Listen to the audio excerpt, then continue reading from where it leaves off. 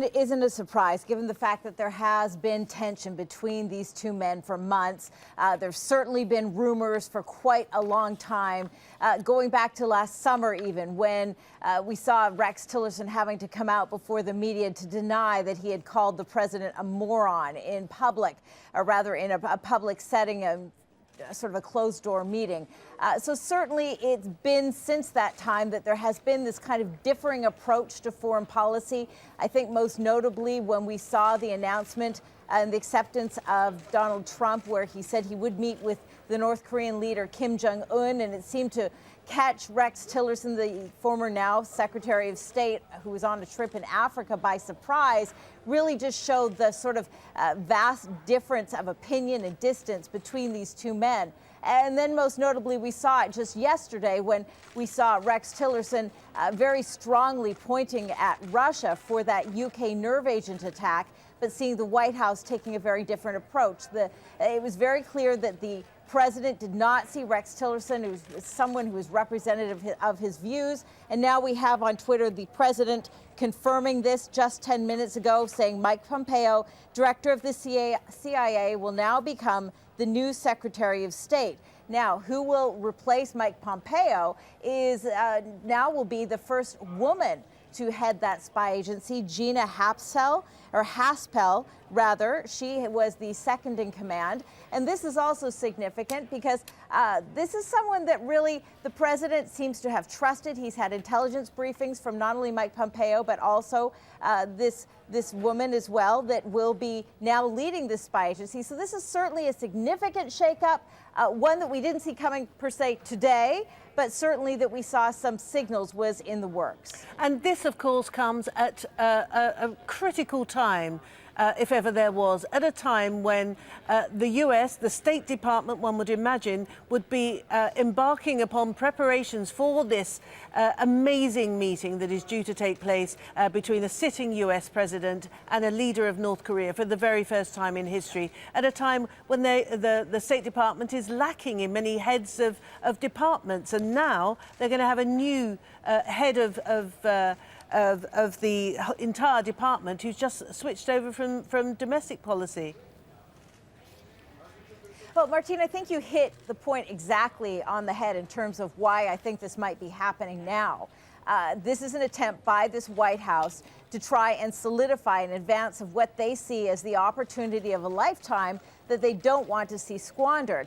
It may have come about rather quickly in terms of the South Korean envoys going to the White House, the president accepting the invitation, and now this sort of imminent plan for a meeting, date and time still to be determined, between Donald Trump and Kim Jong-un. But there is a recognition from the Trump administration as a whole, those who are very experienced in this type of diplomacy, that there needs to be the pieces on the ground. And I can tell you that Donald Trump has an awful lot of faith in Mike Pompeo. That's been known for some time. He's already been confirmed by the Senate once, so it will be likely an easy confirmation to slide him over as Secretary of State. So I think that's what you're seeing here right now, is this recognition. This is a pivotal moment. They need the pieces in place, and they didn't have the faith in Rex Tillerson in order to move forward on that. Let's roll back just a couple of days, Kimberly, because throughout this entire Africa trip, Rex Tillerson has looked awkward and uncomfortable, and in fact he wasn't very well, was he? His health apparently took a turn for the worse, and he was receiving the news of this policy,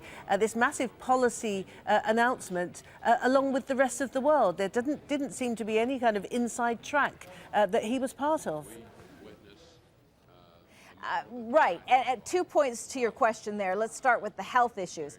Certainly this has been a quiet rumor in Washington for some time, that there have been discussions that perhaps he had some sort of diagnosis. This is not made public, but there was this recognition that perhaps he was dealing with something that he seemed to stumble upon once he was in the role, and wanted to carry out his duties, serve his country, and so continued to soldier on, but perhaps the timing not being the greatest. That's number one. Number two, you're right. There's no question that it seemed that he was on the outside in terms of Donald Trump and his sort of foreign policy strategy, if you will. What I do know from covering this White House now for more than a year is that Donald Trump's circle of people that he talks to, that he confides in, is very small. He keeps a very close-knit group.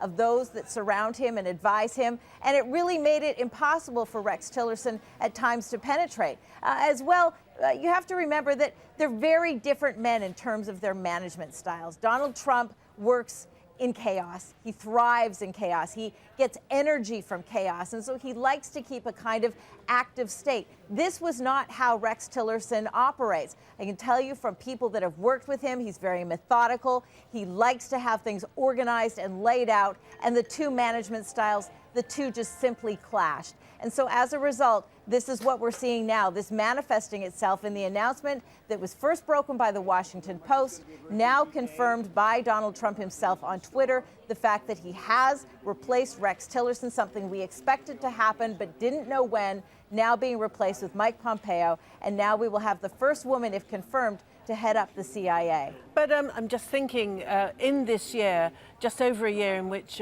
President Trump has occupied the White House, there has been such a high turnover in terms of his staff.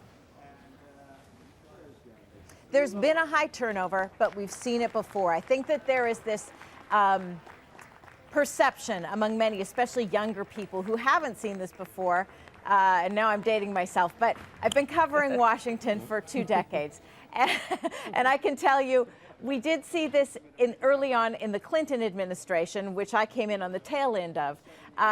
It's not unusual for an insurgent candidate. It's disturbing, but many people felt there was a need to shake up Washington. For better or worse, I think there is still some optimism at the backside of this that the country might have worked out some of the stagnation that existed.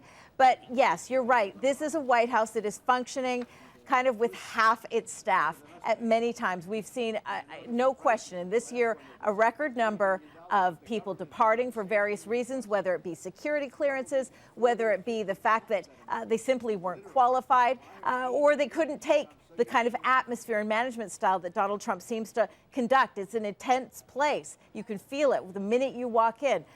But we have seen this before, and historically this has happened before, but we haven't had it in modern history. So yes, this does complicate some of the things that we're dealing with right now, particularly, as you pointed out, North Korea. That is a top priority for this administration. They want to do it right, and that's why I think we're seeing this surprise today departure of Rex Tillerson being replaced by Mike Pompeo, the now former CIA director. All right, Kimberly, let's just have a little look back then at who Rex Tillerson is actually. But he was in office as Secretary of State for just over 13 months. He had no diplomatic experience in the past. I mean, you'll remember that he'd spent his entire career as an engineer, and he was the CEO of Exxon before becoming Secretary of State. That, of course, is an enormous oil company. Over the past year, he has worked to navigate growing tensions between the US and North Korea. He's tried unsuccessfully, as it turns out, to resolve the diplomatic crisis between Qatar and its neighbours in the Gulf. And most recently, as we've just mentioned, Mr. Tillerson was in Kenya, but he cut his Africa tour short on Monday. He cited pressing issues in Washington. And Kimberly, one can only imagine that those pressing issues in Washington was this North Korea torpedo coming out of the blue when he was standing there in front of the gathered press and just learned of this meeting with Kim Jong-un. We can only imagine it was that. I think it was that, and also the Washington Post, who broke the story here in the United States, is reporting that, in fact, it was Friday when Donald Trump let Rex Tillerson know that he would be leaving his post. And that is another reason that in fact, was a trip cut short, that he returned to Washington at that point. So it looks from all appearances that this has been in the works for many days over the weekend. But there's no question that might have been, well, we don't know the full details yet, and we'll certainly try to find out. That may have been the straw that broke the camel's back for Rex Tillerson, the fact that he was left out of such an important policy decision. I can tell you that it wasn't a calculated one here in Washington in terms of how that meeting between Kim Jong-un and Donald Trump was organized. In fact, it wasn't planned at all. It wasn't on the schedule. But Perhaps Rex Tillerson felt that he just should have been consulted. We don't know what happened, whether he said, I'm done, or whether the president said, you're done. But what I can tell you from that meeting is it was very much an unexpected one when we saw that transpire on Thursday with the South Korean envoys visiting the White House. They weren't scheduled to meet the president. In fact, the president learned they were on the campus. He invited them into the Oval Office, and that is where the invitation from the North Korean leader was extended to Donald Trump, where I'm told he immediately accepted. So things moved very, very quickly in terms of the fact that that meeting is now going to take place, we believe, between the North Korean leader and Donald Trump.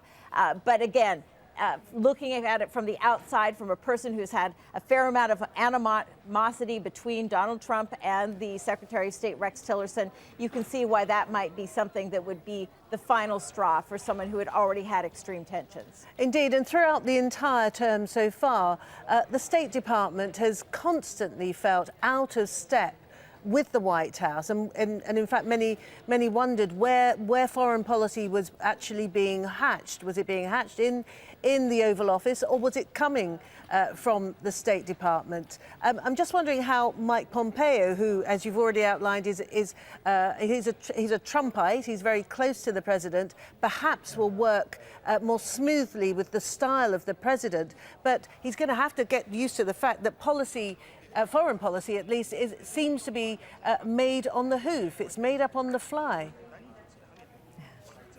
Right. Mike Pompeo may be one of the people, though, that can kind of rein in the president. He certainly respects him. And he's certainly respected on Capitol Hill, having served there for many years prior to his post at the CIA. So this may be a good management decision. We'll have to see. There's no question Rex Tillerson was frustrated that many of the appointments that he needed in order to do his job were being micromanaged by the White House.